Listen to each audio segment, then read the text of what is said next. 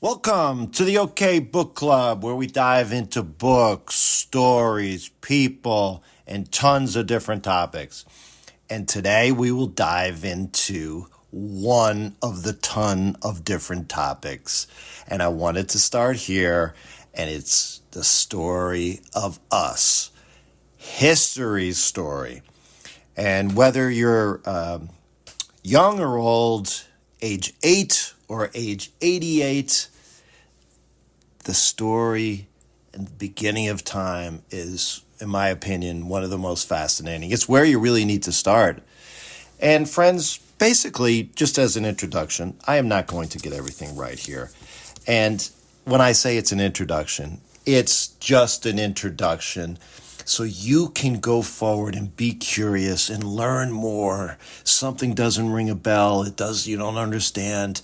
Our environment today and growing up, there's so many easy ways to learn, right? So please take this and run with it, because every time you turn another corner, there's going to be something else that you're wondering about and something else you can learn that can be so fascinating. And when you think back to history, right, it's everything in the past. And the reason we study history is so that we can learn from it and hopefully not make similar mistakes. But look at that word, friends, history, History. What's in that word? Story. So if you're thinking, oh, history is no fun, I don't like it, I never liked it, well, that's because, listen, it's too often, especially as you get into high school, it's too many dates and too many lists of people, and you can't absorb all of it. Take it piece by piece. And today we're starting from the beginning. And one more point about this that I think it's important. We don't understand this. There's scientists that have been able to help us begin to understand the beginning of time, the beginning of our universe, the beginning of us, right? And yes, science is important, but from the beginning of time, religions, friends, began as an organized way to try to understand our universe, try to understand why we're here, try to understand why certain things would happen in our world, from floods to lightning storms to storms, for suffering to happiness, everything. And friends, that's where religions came from and why they started. And why they're still so important to us today. It's to try to explain what we really don't understand. And to help us through our days, through faith, through praying. So religions have an important part of our society around the world. But one day, 2,600 years ago, there was a young boy named Thales. He lived in Greece, and he just wanted to go beyond what other people told him.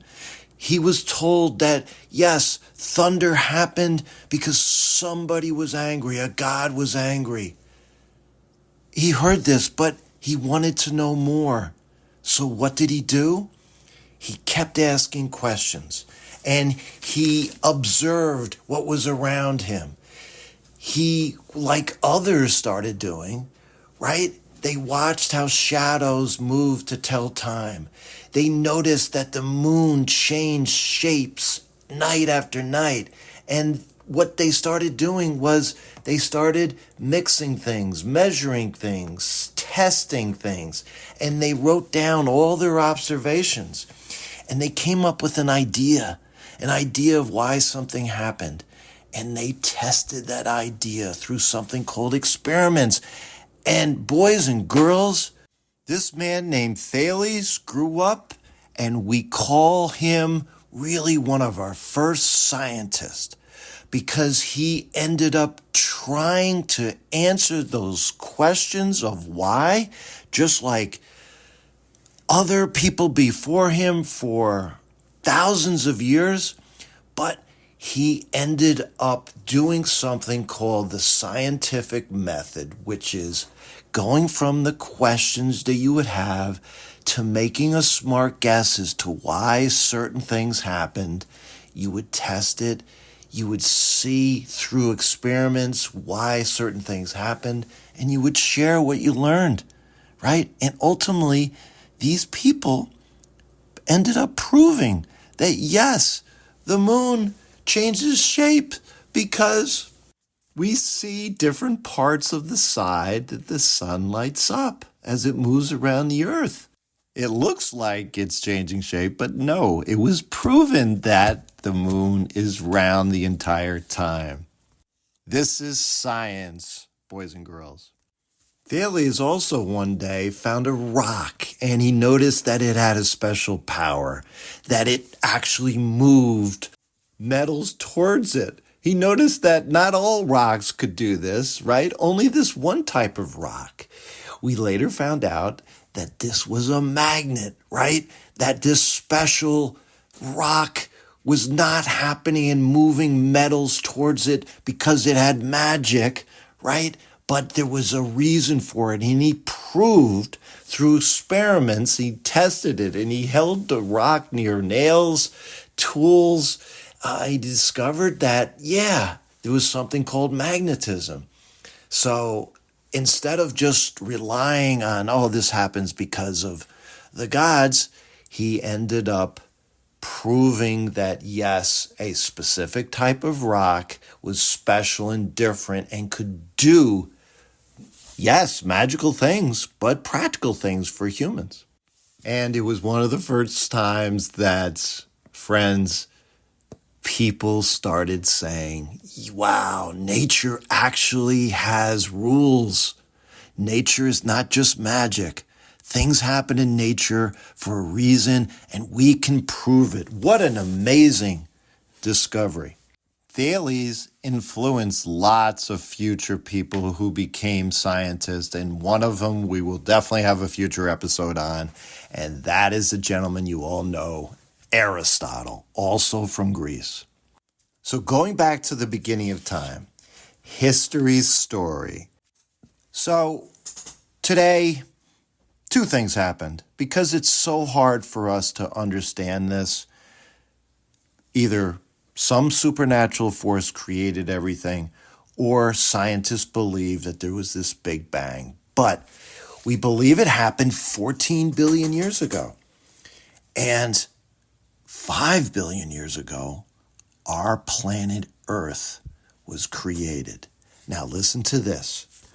When the universe was created, we believe through these amazing telescopes that we can actually see. There was a Hubble telescope, and today we even have a more powerful telescope, friends, called the James Webb telescope. We have come to understand that there's 150 billion galaxies. There is one of those galaxies that's called the Milky Way. Inside this one galaxy of 150 billion, there is 250 billion stars.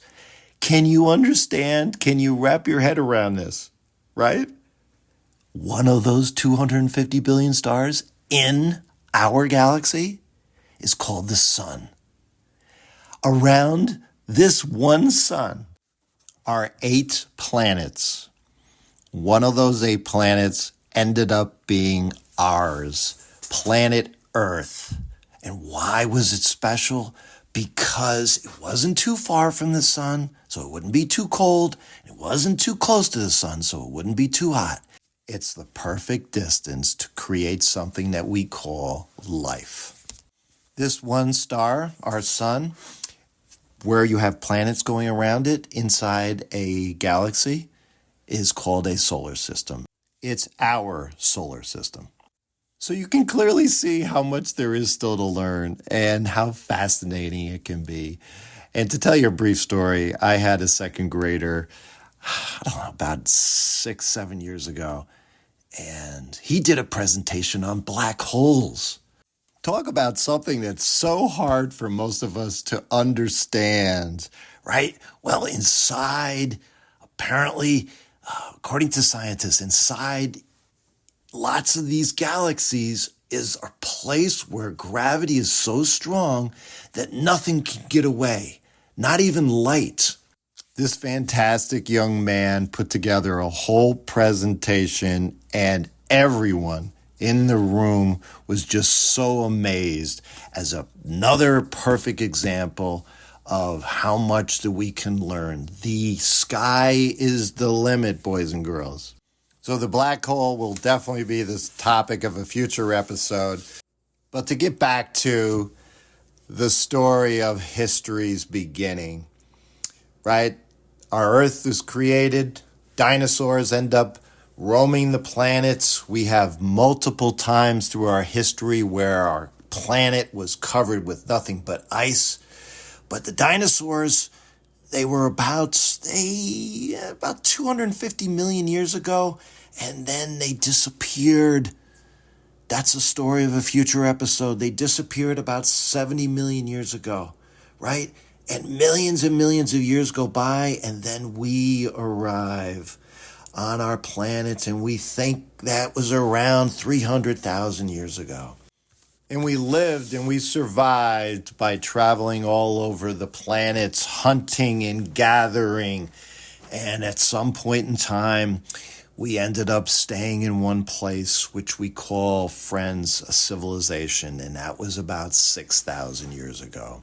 And this is where we'll start with a lot of future topics and episodes on our OK Book Club podcast. And yes, history is books. History, more importantly, is stories. So to wrap up this episode on the beginning of history, I'd like to tell you a story. One day, a boy and a girl were walking on the beach, and they had been told that no, the world that we see around us is not big. We're actually very small, and they couldn't understand that. So as they were sitting on the beach making a sandcastle and they were arguing back and forth, a friend of the family heard this and sat down next to them and explained really how small we are. See this handful of sand that I have in my hand? How many do you think there are here? How many grains of sand, right? Well, the boy said, well, maybe a few thousand. Yes, there are. Now look at this whole beach. Do you see, as far as you can see, that there are billions and billions of grains of sand, this tiny little speck. Every grain of sand is one star. This is how I want you to try to understand how small our planet is. Oh, so you mean that this one little grain of sand could be our sun? Yes, and each of what you see here, all of this sand in our hand, is just one galaxy, right? And there's billions and billions of galaxies out there. So the whole beach that you can see, and further on beyond that, is our entire universe. So if this one grain of sand is our sun, then where are we? That's a great question, said the man. Well, take this little speck and grab a microscope, and what you'll see, really, really tiny under the microscope, is that this one star has 8 little planets that go around it. And one of those 8 little specks that you can see under the microscope is our planet, Earth. Wow, that's amazing. And yes, that is amazing. And that's our end of this episode for the OK Book Club. Friends, if you have questions, if you have comments, if you end up giving me a nice review on Apple Podcast, I will, with your permission, give you a shout out on a future episode. Email me at kevmok21 at gmail.com. And keep learning.